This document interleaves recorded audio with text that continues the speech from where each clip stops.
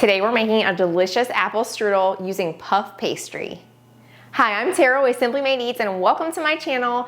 It is officially September, which means apple season. I'm so excited. I absolutely love apple desserts. I love going apple picking. All the things in fall are just so much fun. Plus we have a little bit cooler weather, which is always awesome. Today we're gonna be making this apple strudel, which is such an easy recipe. We are using a store-bought puff pastry. I like to use the one in the fridge section rather than frozen just because it's ready to go in the fridge, super easy. This is such a fun recipe, so let's get started. The first thing we wanna do is melt just 2 tablespoons of salted butter. We're also gonna preheat our oven to 375 degrees. And you can use the stovetop to melt the butter. You can also just stick it in the microwave. For our apples, we're gonna be using a combination of sweet and sour. So I like to use 2 Honeycrisp or Pink Ladies if I can find them. And then I just do 1 Granny Smith. This just gives it like a little bit of a blend and it's just super yummy. The next thing we're gonna do is peel our apples. I like to have no skin on my apples. If you like them, that's totally fine. You can leave it on, but I just think the texture is a little bit better if we go ahead and peel it. This is seriously probably the most difficult part of this whole recipe. This is such an easy recipe. This morning I woke up and I was like gonna do a tart with homemade crust and I'm like, you know what? I have store-bought puff pastry in the fridge. Let me just do a different kind of recipe. When I slice my apples, I like to cut it in like 4 so the core looks like a square when it's done. Then I'm just gonna really thinly slice each apple.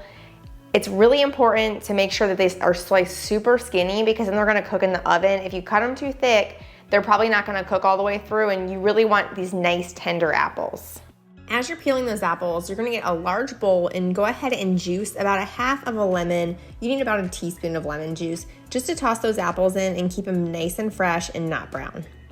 Next up, we're gonna add in that melted butter. We're also gonna whisk together our sugar, cinnamon, and nutmeg. It's easier for it to clump if you don't mix these together, so just give it a quick whisk. Then we're gonna add the cinnamon sugar mixture into our apples and our brown sugar, and then just toss this really good to combine that filling.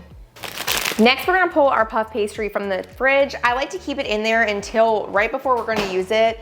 We don't want it getting gummy because it's like hard to work with and it'll get really sticky if it is. Next, we're gonna get a cookie sheet out and go ahead and unroll our puff pastry. I absolutely love store-bought puff pastry. It is so easy to work with and it always gives you the best results. It also comes with parchment paper right on here, so you don't really have to do much else. Make sure you have it on the right side. I did not. Mine's a little crinkled up. I'm gonna flatten it out just a bit.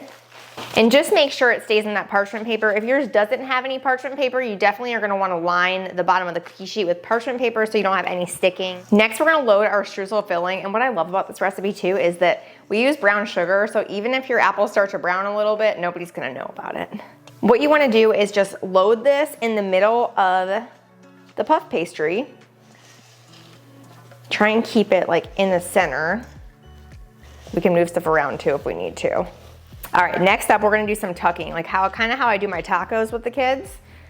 So we wanna go ahead and fold these ends over. You can definitely adjust this dough a little bit. You can pull it out a little bit, which I'm gonna be doing. So you wanna go ahead and just pull that over.